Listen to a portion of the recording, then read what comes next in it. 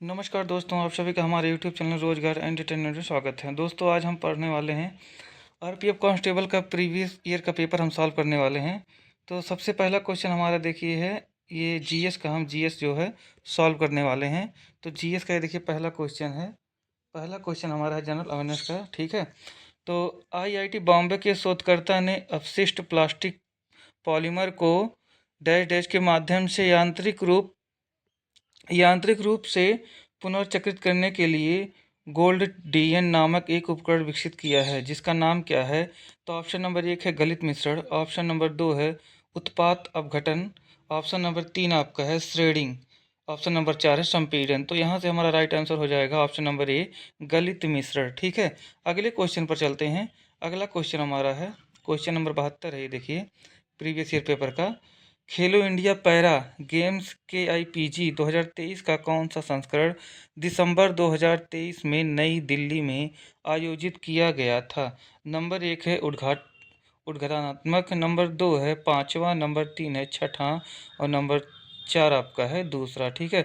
तो यहाँ से हमारा राइट आंसर हो जाएगा उद्घाटनात्मक, ठीक है। तो यहाँ से राइट आंसर हो जाएगा ऑप्शन नंबर ए, ठीक है। चलते हैं अगले क्वेश्चन पर। अगला क्वेश्चन हमारा है क्वेश्चन नंबर 73, ठीक है। क्वेश्चन नंबर 73 क्या है? क्वेश्चन नंबर 73 है, निम्नलिखित में से कौन सी गरीबी आकलन समिति नहीं है? मतलब इसमें पूछा गया है कौन सी गरीबी आकलन समिति नहीं है। ऑप्शन नंबर ए है कोठरी समिति, ऑप्शन नंबर बी हमारा है लकड़वाला समिति, ऑप्शन नंबर 3 है उलग्ग समिति, ऑप्शन नंबर 4 है तेंदुलकर समिति। ठीक है, तो यहाँ से हमारा राइट आंसर हो जाएगा ऑप्शन नंबर ए, कोठरी समिति, ठीक है। चलते हैं अगले क्वेश्चन पर। अगला क्वेश्चन हमारा है क्वेश्चन नंबर 74, ठीक है। क्वेश्चन नंबर 74 हमारा है, निम्नलिखित में से कौन सा राज्य निम्न वर्षा वाले क्षेत्र में आता है? मतलब सबसे कम आपका वर्षा कहाँ पे होती है? ऑप्शन नंबर 1 आपका तमिलनाडु, ऑप्शन नंबर बी है राजस्थान, ऑप्शन नंबर सी है मेघालय, ऑप्शन नंबर आपका चौथा है बिहार, ठीक है। तो यहाँ से हमारा सही हो जाएगा सबसे कम वर्षा होती है राजस्थान में। तो यहाँ से हमारा राइट आंसर हो जाएगा ऑप्शन नंबर बी, राजस्थान, ठीक है। चलते हैं अगले क्वेश्चन पर। अगला क्वेश्चन हमारा है क्वेश्चन नंबर 75, ठीक है। 75 क्वेश्चन हमारा है, दंत दुर्ग द्वारा निम्नलिखित में से किस स्थान को राष्ट्रकूटों की राजधानी बनाया गया था? दंत दुर्ग द्वारा निम्नलिखित में से किस स्थान को राष्ट्रकूटों की राजधानी बनाया गया था? यहाँ से हमारा ऑप्शन नंबर 1 है मानखेट, ऑप्शन नंबर 2 है कांची, ऑप्शन नंबर 3 है पाटिलपुत्र, ऑप्शन नंबर 4 है कन्नौज। तो यहाँ से हमारा राइट आंसर हो जाएगा ऑप्शन नंबर ए, मान्यखेट को क्या बनाया गया था? दंत दुर्ग द्वारा राष्ट्रकूटों की राजधानी बनाया गया था, ठीक है। चलते हैं अपने अगले क्वेश्चन पर। अगला क्वेश्चन हमारा है क्वेश्चन नंबर 76। क्वेश्चन नंबर 76 क्या है, निम्नलिखित में से कौन उलगुलान आंदोलन से संबंधित है? उलगुलान आंदोलन से संबंधित कौन सा है? तो ऑप्शन नंबर 1 है आपका बुद्धू भगत, ऑप्शन नंबर 2 है बिरसा मुंडा, ऑप्शन नंबर 3 है तिरोत सिंह, ऑप्शन नंबर 4 है तिलका मांझी। तो यहाँ से राइट आंसर हो जाएगा option number B, Birsa Munda हमारा क्या है, उलगुलान आंदोलन से संबंधित है, ठीक है। चलते हैं अगले क्वेश्चन पर। अगला क्वेश्चन हमारा है, गैट की स्थापना किस वर्ष की गई थी? गैट की स्थापना किस वर्ष की गई थी? तो ये हमारा ऑप्शन नंबर 1 हमारा है 1949, ऑप्शन नंबर बी है 1947, ऑप्शन नंबर सी है 1946 और ऑप्शन नंबर डी हमारा है 1948। तो गैट की स्थापना आपकी की गई थी 1948 में। कब की गई थी? 1948 में की गई थी, ठीक है। चलते हैं अगले क्वेश्चन पर। अगला क्वेश्चन हमारा है क्वेश्चन नंबर 78। क्वेश्चन नंबर 78 क्या है, निम्न बिंदुसार ने निम्नलिखित में से किस अवधि के बीच शासन किया था? यानी बिंदुसार का शासन अवधि हमसे पूछा हुआ था, ठीक है। तो ऑप्शन नंबर 1 है 299 ईसा पूर्व से 275 ईसा पूर्व, ऑप्शन नंबर 2 है 293 ईसा पूर्व से 271 ईसा पूर्व, ऑप्शन नंबर 3 है 295 ईसा पूर्व से 270 ईसा पूर्व और ऑप्शन नंबर चौथा है 297 ईसा पूर्व से 273 ईसा पूर्व। तो यहाँ से हमारा राइट आंसर हो जाएगा ऑप्शन नंबर डी, 297 ईसा पूर्व से 273 ईसा पूर्व में बिंदुसार का शासन अवधि यहाँ से संपन्न है, ठीक है। चलते हैं अगले क्वेश्चन पर। अगला क्वेश्चन हमारा है, उस वायरल संक्रमण का नाम बताइए जिसे सिंगल्स के नाम से भी जाना जाता है, जिसे सिंगल्स के नाम से भी जाना जाता है, और जो त्वचा पर दर्दनाक चकत्ते या छाले पैदा करता है। ठीक है, तो उस वायरस या संस्करण का नाम बताना है जो सिंगल्स के नाम से जाना जाता है और त्वचा पर दर्दनाक चकत्ते या छाले पैदा करता है। ऑप्शन नंबर 1 है हार्पीज एप्स्टीन बार। ऑप्शन नंबर 2 है हार्पीज साइटोमेगालो। ऑप्शन नंबर 3 है हार्पीज जोस्टर। ऑप्शन नंबर 4 आपका है हार्पीज सिंप्लेक्स। ठीक है, तो यहाँ से हमारा राइट आंसर हो जाएगा ऑप्शन नंबर 3 हार्पीज जोस्टर। ठीक है, चलते हैं अगले क्वेश्चन पर। अगला क्वेश्चन हमारा है क्वेश्चन नंबर 80। ठीक है, क्वेश्चन नंबर 80 क्या है? जुलाई 2024 में एशिया की प्रथम प्री क्लिनिक नेटवर्क सुविधा का उद्घाटन निम्नलिखित में से किस भारतीय शहर में किया गया था? तो क्वेश्चन क्या है, जुलाई में 2024 में एशिया की प्रथम प्री क्लिनिक नेटवर्क सुविधा का उद्घाटन किस भारतीय शहर में किया गया था? ऑप्शन नंबर ए है लखनऊ, और बी आपका चेन्नई है, और सी भुवनेश्वर, और डी आपका है फरीदाबाद। तो यहाँ से हमारा राइट आंसर हो जाएगा ऑप्शन नंबर डी, फरीदाबाद में किया गया था फ्री क्लिनिक नेटवर्क की सुविधा का उद्घाटन। ठीक है, चलते हैं अगले क्वेश्चन पर। अगला क्वेश्चन हमारा क्वेश्चन नंबर 81। ठीक है, क्वेश्चन नंबर 81 क्या है? भारतीय संविधान का निम्नलिखित में से कौन सा भाग मौलिक कर्तव्यों से संबंधित है? ठीक है, मौलिक कर्तव्यों की बात कर रहा है, तो यहाँ से ऑप्शन नंबर 1 है भाग 4 का। ऑप्शन नंबर 2 है भाग 5 का। ऑप्शन नंबर 3 है भाग 3A। और ऑप्शन नंबर 4 आपका है भाग 6 आपका का। ठीक है, तो यहाँ से हमारा राइट आंसर हो जाएगा भाग 4 का। ठीक है, या भाग 4A। तो यहाँ से हमारा मौलिक कर्तव्य कितने कितने हैं? तो इस टाइम आपका मौलिक कर्तव्य 11 टोटल है। ठीक है, और 11 मौलिक कर्तव्य किस में दिया है? तो ये भाग 4 का में दिया हुआ है। किस में दिया हुआ है? भाग 4 का में दिया हुआ है। ठीक है, तो चलते हैं अपने अगले क्वेश्चन पर। अगला क्वेश्चन हमारा है निम्नलिखित में से कौन सी स्वदेशी जनजाति मोपिन त्योहार मनाती है? कौन सी स्वदेशी जनजाति मोपिन त्योहार मनाती है? पहली आपकी है गालो जनजाति। ऑप्शन नंबर 2 है पावरा। ऑप्शन नंबर 3 है भागलिया जनजाति। ऑप्शन नंबर 4 है भील जनजाति। ठीक है, तो यहाँ से राइट आंसर हमारा हो जाएगा ऑप्शन नंबर ए, गालो जनजाति क्या मनाती है? यह आपकी मोपिन त्योहार मनाती है। क्या मनाती है? मोपिन त्योहार मनाती है गालो जनजाति। ठीक है, चलते हैं अगले क्वेश्चन पर। अगला क्वेश्चन हमारा है क्वेश्चन नंबर 83। और क्वेश्चन नंबर 83 क्या है? अंडमान और निकोबार द्वीप समूह के संबंध में निम्नलिखित में से कौन सा कथन सही है? यहाँ से मतलब कथन हमारा कौन सा सही है वो पता करना है अंडमान और निकोबार के द्वीप समूह के बीच में। ठीक है, तो ऑप्शन नंबर ए है आपका अंडमान और निकोबार द्वीप समूह पूरी तरह से प्रवाल शैल समूह से बने हुए, तो जो ये कि हमारा गलत दिया हुआ है। ठीक, ऑप्शन नंबर 2 है अंडमान और निकोबार द्वीप समूह सामरिक रूप से महत्वपूर्ण हैं और उनमें वनस्पतियों और जीवों के आधार पर बहुत विविधता है। ठीक है, और ऑप्शन नंबर 3 है आपका अंडमान और निकोबार द्वीप समूह में विरल वन क्षेत्र के साथ विश्व शीतोष्ण जलवायु भी है। ठीक, ऑप्शन नंबर 4 हमारा है अंडमान और निकोबार द्वीप समूह भूमध्य रेखा से बहुत दूर स्थित हैं और यहाँ बहुत कम वर्षा होती है। तो ये हमारा देखिए ये गलत है, तो हमारा यहाँ से राइट आंसर हो जाएगा ऑप्शन नंबर बी, अंडमान और निकोबार द्वीप समूह सामरिक रूप से महत्वपूर्ण है और उनमें वनस्पतियों और जीवों के आधार पर बहुत विविधता पाई जाती है। ठीक है, ऑप्शन नंबर 4 जो दिया हुआ है ये दिया हुआ बहुत दूर स्थित है। ठीक है, किससे? भूमध्य रेखा से। तो ये बहुत दूर नहीं स्थित है, 876 किलोमीटर की दूरी पर हमारी भूमध्य रेखा है अंडमान निकोबार द्वीप समूह से। ठीक है, चलते हैं अपने अगले क्वेश्चन पर। अगला क्वेश्चन हमारा है क्वेश्चन नंबर 84। ठीक है, क्वेश्चन नंबर 84 क्या है? राजकोषीय राजकोषीय समेकन का प्राथमिक लक्ष्य क्या है? राजकोषीय समेकन का प्राथमिक लक्ष्य क्या है? ऑप्शन नंबर 1 है आर्थिक विकास को प्रोत्साहन देना। ऑप्शन नंबर 2 है मुद्रास्फीति कम करना। ऑप्शन नंबर 3 है उपभोक्ता व्यय में वृद्धि करना। ऑप्शन नंबर 4 है सरकारी ऋण कम करना। ठीक है, तो यहाँ से हमारा राइट आंसर हो जाए सरकारी ऋण कम करना। क्या हो जाएगा हमारा? समेकन का प्राथमिक लक्ष्य। राजकोषीय समेकन का प्राथमिक लक्ष्य क्या है?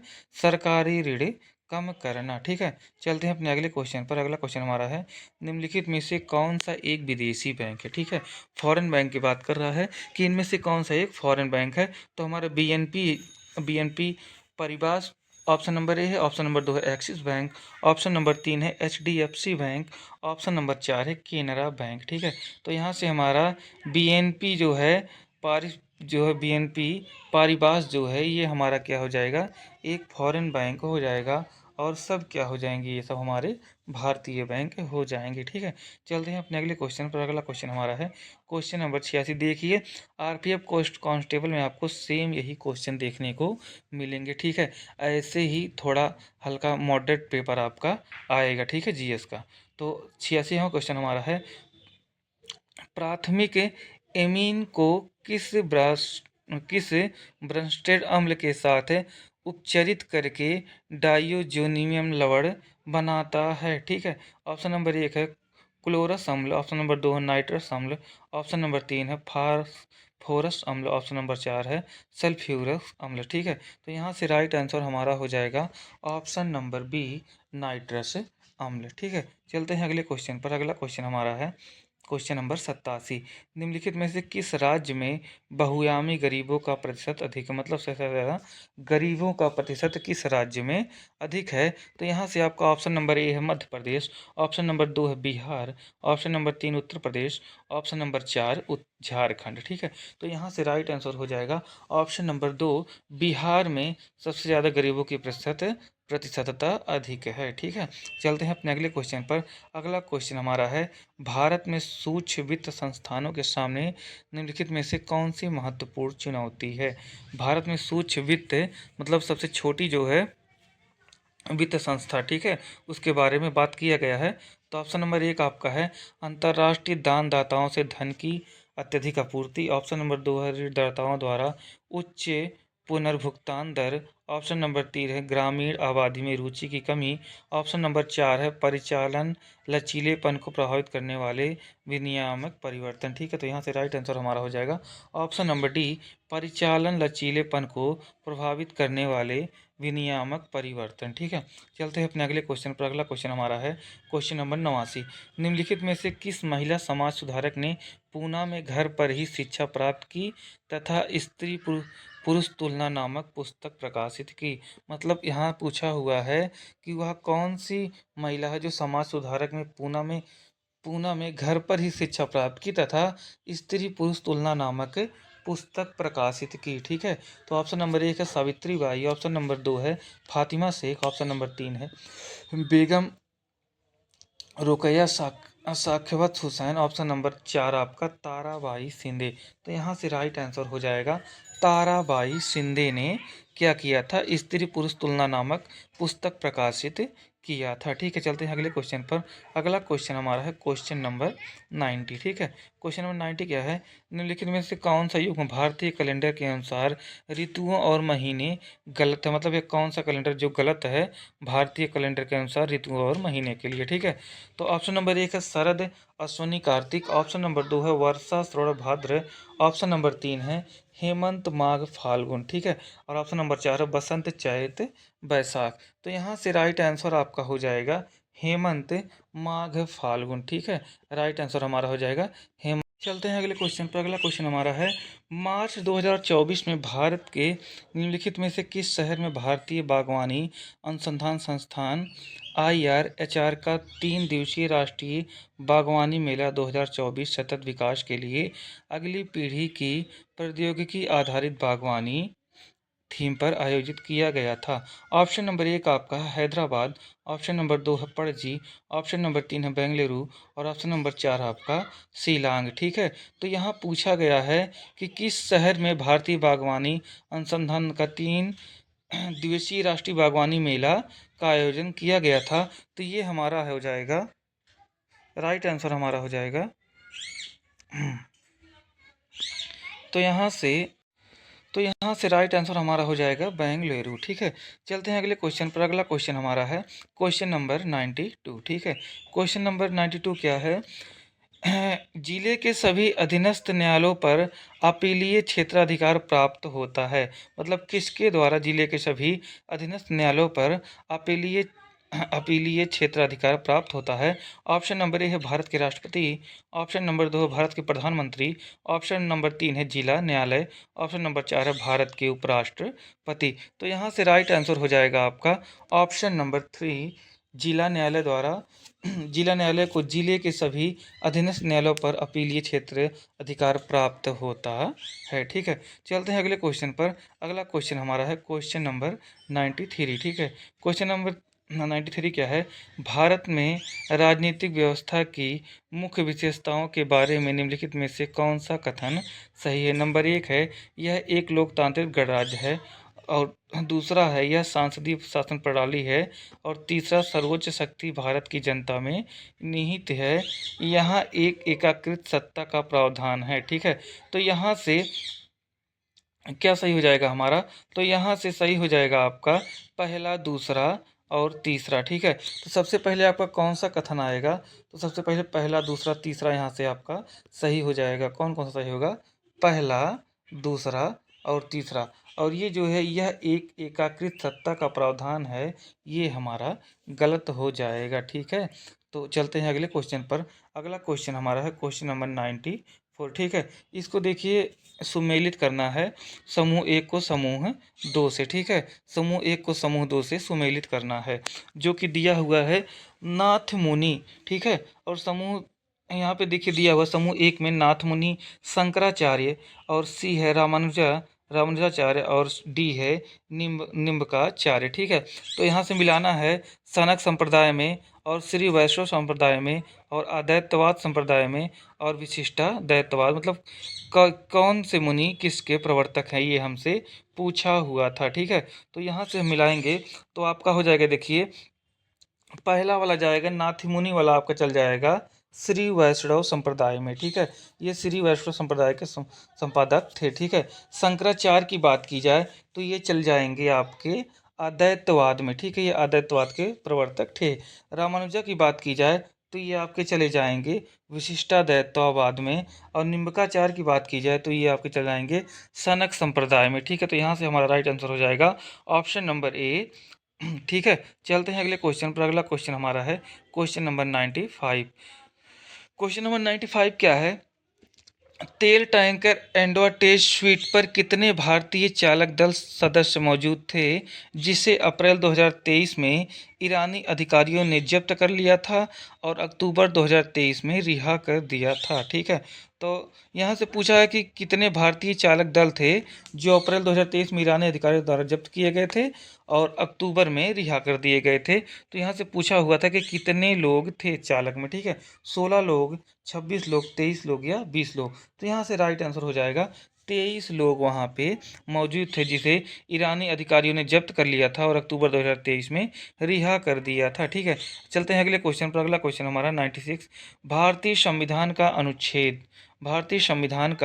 अनुच्छेद 19A किस किसके लिए है? 19A आपका, तो ये आपका हो जाएगा ऑप्शन नंबर 1 है भाषा और अभिव्यक्ति की स्वतंत्रता के लिए, दूसरा है सांस्कृतिक शैक्षणिक अधिकार के लिए, ऑप्शन नंबर 3 है समानता के अधिकार के लिए, ऑप्शन नंबर 4 है शोषण के विरुद्ध अधिकार के लिए। तो यहाँ से हमारा सही हो जाएगा भाषा और अभिव्यक्ति की स्वतंत्रता के लिए हमारा क्या है? अनुच्छेद 19A। ठीक है, चलते हैं अगले क्वेश्चन पर। अगला क्वेश्चन हमारा है क्वेश्चन नंबर 97। ठीक है, 97 क्वेश्चन क्या है? संविधान सभा के सदस्यों का सभा के सदस्यों का निर्वाचन किसके द्वारा किया गया था? ठीक है, तो यहाँ से दिया गया है ऑप्शन नंबर ए आपका है सार्वजनिक मताधिकार द्वारा, कांग्रेस पार्टी के प्रमुख नेता द्वारा, प्रांतीय विधानमंडल द्वारा, और ब्रिटिश सरकार द्वारा। तो संविधान सभा के सदस्यों का निर्वाचन आपका प्रांतीय विधान मंडल द्वारा यहाँ पे किया गया था। ठीक है, तो संविधान सभा के सदस्यों का निर्वाचन प्रांतीय विधानमंडल द्वारा किया गया था। ठीक है, चलते हैं अगले क्वेश्चन पर। अगला क्वेश्चन हमारा है क्वेश्चन नंबर 98। क्वेश्चन नंबर 98 क्या है? फरवरी 1974 में भूकंपीय अन्वेषण पोत एकेडमिक एकेडमिक जो है में रूसी और भारतीय टीम द्वारा खोजे गए मुंबई हाई फील्ड में उत्पादन किस वर्ष हुआ था? ठीक है, तो ये हमसे पूछा हुआ था 1975 में या 1981 में या 1976 में या 1978 में। तो कब ये हुआ था भूकंपीय अन्वेषण पोत एकेडमिक? ये हुआ था 1976 में। ऑप्शन नंबर सी आपका 1976 सही हो जाएगा। ठीक है, चलते हैं अगले क्वेश्चन पर। अगला क्वेश्चन हमारा है क्वेश्चन नंबर 99। ठीक है, स्वतंत्र और निष्पक्ष चुनाव सुनिश्चित करने के लिए निम्नलिखित में से कौन सा संवैधानिक निकाय जिम्मेदार है? मतलब स्वतंत्रता निष्पक्ष चुनाव सुनिश्चित करने के लिए कौन सा निकाय जिम्मेदार ये है? तो आपका ऑप्शन नंबर एक आपका है भारत की संसद है। ऑप्शन नंबर दो है भारत का चुनाव आयोग।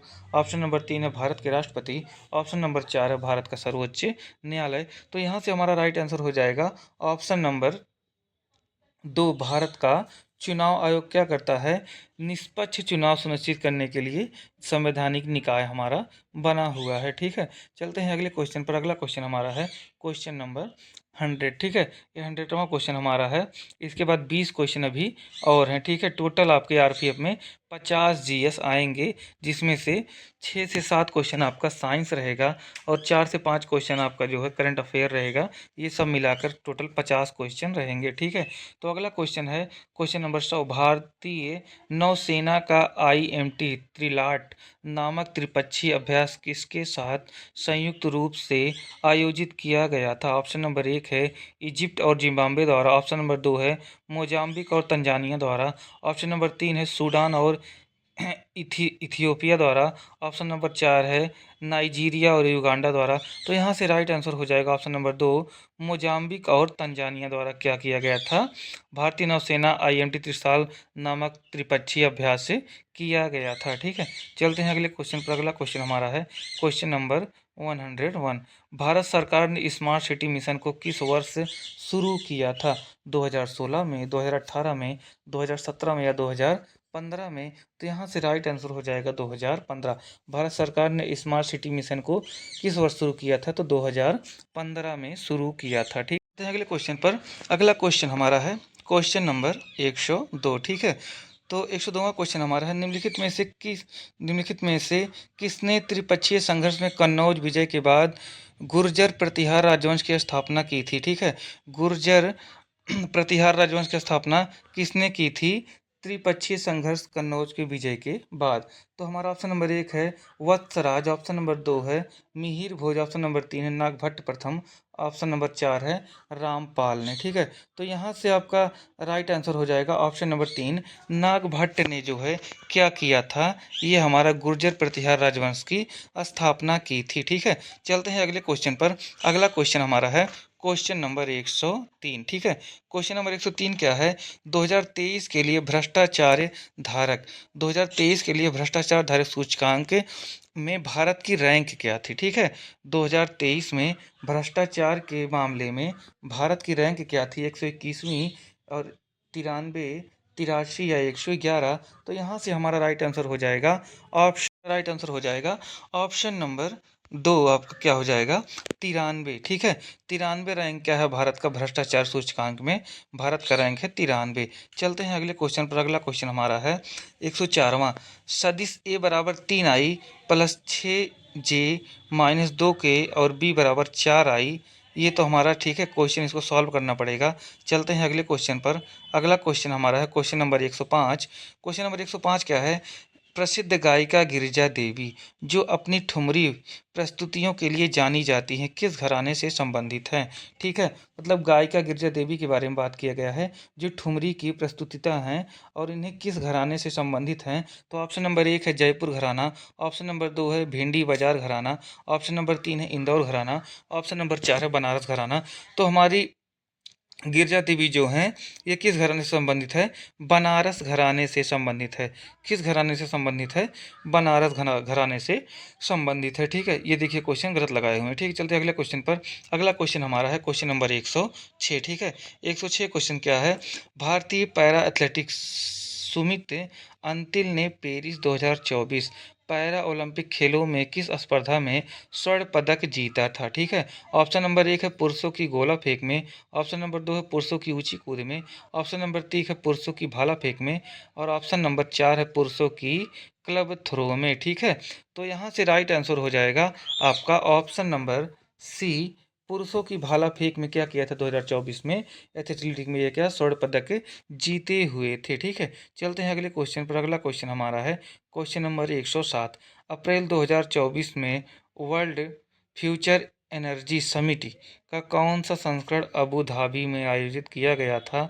16वां संस्करण, 14वां, 12वां या 20वां? ठीक है। तो ऑप्शन नंबर ए है 16वां, ऑप्शन नंबर बी है 14वां, ऑप्शन नंबर सी है 12वां और ऑप्शन नंबर डी है 20वां। ठीक है। तो यहाँ से राइट आंसर हो जाएगा ऑप्शन नंबर ए, आपका क्या था?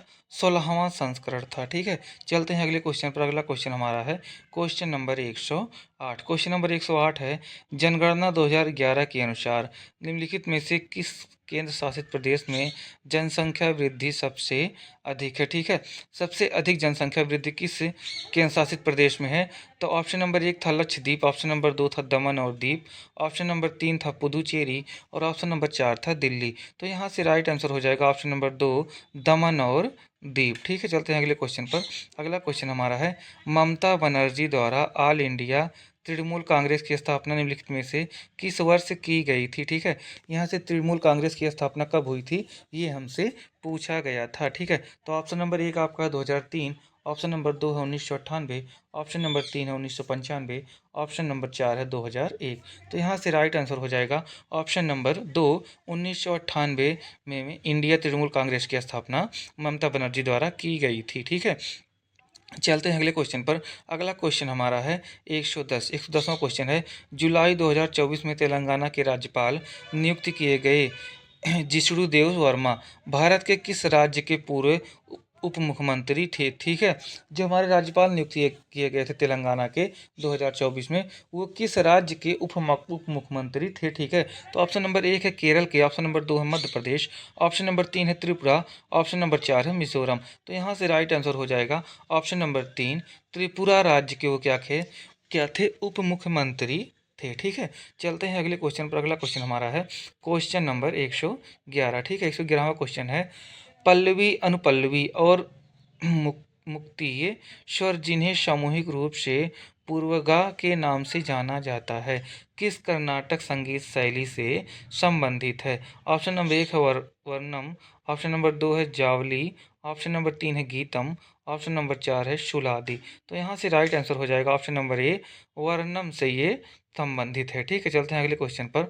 अगला क्वेश्चन हमारा है क्वेश्चन नंबर 112।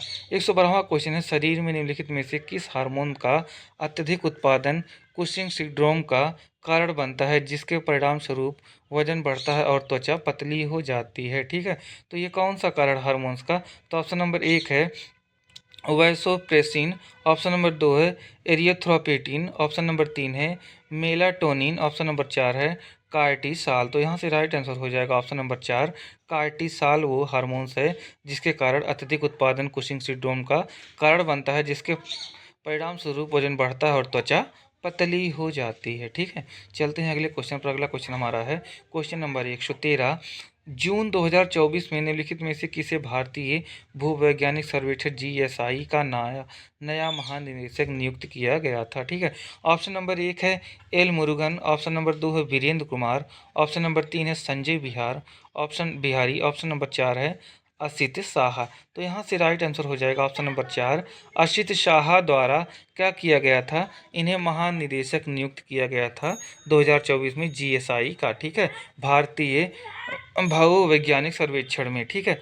चलते हैं अगले क्वेश्चन पर। अगला क्वेश्चन हमारा है क्वेश्चन नंबर 114। 114वां क्वेश्चन है भारत के राष्ट्रपति के रूप में निम्नलिखित में से किसका कार्यकाल सबसे छोटा था, यानी सबसे कम कार्यकाल किसका था? ऑप्शन नंबर 1 है जवाहरलाल नेहरू, ऑप्शन नंबर 2 है जाकिर हुसैन, ऑप्शन नंबर 3 है लाल बहादुर शास्त्री, ऑप्शन नंबर 4 है राजेंद्र प्रसाद। तो यहाँ से हम देखेंगे तो सबसे कम कार्यकाल किसका है, तो सबसे कम कार्यकाल है जाकिर हुसैन का। ठीक है, चलते हैं अगले क्वेश्चन पर। अगला क्वेश्चन हमारा है क्वेश्चन नंबर 115। ठीक है, 115वां क्वेश्चन है जनगणना 2011 के अनुसार निम्नलिखित में से किस केंद्र शासित प्रदेश की साक्षरता दर सबसे अधिक है।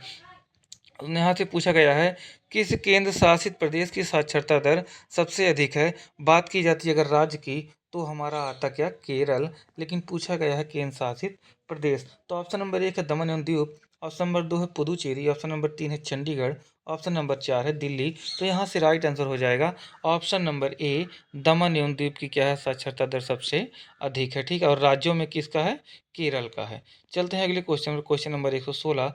116वां क्वेश्चन है शर्करा मापी एक प्रकार है, किसका प्रकार है, व्यक्तिकरण मापी नंबर 1 है, नंबर 2 है दाब गेज, नंबर 3 है विवर्त मापी, ऑप्शन नंबर 4 है ध्रुव मापी, ध्रुवण मापी। ठीक है, तो यहाँ से राइट आंसर हो जाएगा शर्करा मापी एक प्रकार है ध्रुव मापी का। ठीक है, चलते हैं अगले क्वेश्चन पर। अगला क्वेश्चन हमारा है क्वेश्चन नंबर 117।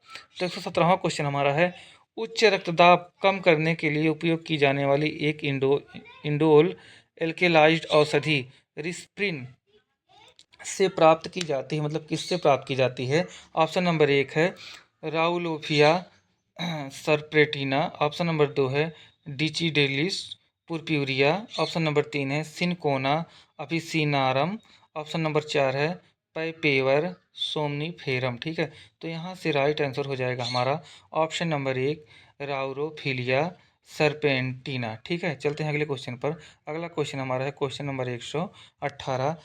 118वां क्वेश्चन है दिनेश के त्रिपाठी जनवरी 2024 में के प्रमुख बने, मतलब किस चीज़ के प्रमुख दिनेश के त्रिपाठी जनवरी 2024 में बने। तो यहाँ से हमारा पहला क्वेश्चन ऑप्शन है, ऑप्शन नंबर 1 है वायुसेना, ऑप्शन नंबर 2 है तटरक्षक, ऑप्शन नंबर 3 है नौसेना स्टाफ, ऑप्शन नंबर 4 था सशस्त्र बल। तो यहाँ से राइट आंसर हो जाएगा नौसेना स्टाफ के क्या बने, दिनेश के त्रिपाठी जनवरी 2024 में प्रमुख बने। ठीक है, चलते हैं अगले क्वेश्चन पर। अगला क्वेश्चन हमारा है क्वेश्चन नंबर 119। तो 119वां क्वेश्चन है जनवरी 2015 में भारत सरकार ने योजना आयोग को बदल कर क्या नाम रखा था। तो ये तो सबको पता होगा कि योजना आयोग का नाम बदल कर क्या हो गया था, नीति आयोग। तो ऑप्शन नंबर 1 आपका है NLCIL, ऑप्शन नंबर ए है IDBI, ऑप्शन नंबर 3 है नीति आयोग, ऑप्शन नंबर 4 है ICICI। ठीक है, तो यहाँ से राइट आंसर हो जाएगा 2015 में मोदी जी ने उसका नाम बदल कर क्या रख दिया था, नीति आयोग। ठीक है, जो 1 जनवरी 2015 में स्टार्ट हुआ था। ठीक है,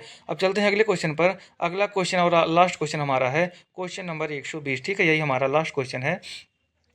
तो लास्ट क्वेश्चन क्या है, रेंज एड ओज ऑफ इंडियन कल्चर पुस्तक किसने लिखी थी। ऑप्शन नंबर 1 है DP दुबे, ऑप्शन नंबर 2 है रोमिला थापर, ऑप्शन नंबर 3 है गायत्री सिन्हा, ऑप्शन नंबर 4 है झुम्पा लाहिड़ी। ठीक है, तो यहाँ से राइट आंसर हो जाएगा ऑप्शन नंबर 1 DP दुबे। ठीक है, तो ये था हमारा RPF कांस्टेबल का प्रीवियस ईयर आपका टोटल जो है ये था आपका GS। इसके बाद हम अगली वीडियो में आपको लेके आएंगे पूरे पेपर का रीजनिंग और मैथ। ठीक है, तो सभी लोग जुड़े रहिए चैनल से और सभी लोग चैनल को सब्सक्राइब कर दीजिए जो लोग चैनल को सब्सक्राइब नहीं किए हैं। धन्यवाद दोस्तों, जय हिंद, जय भारत।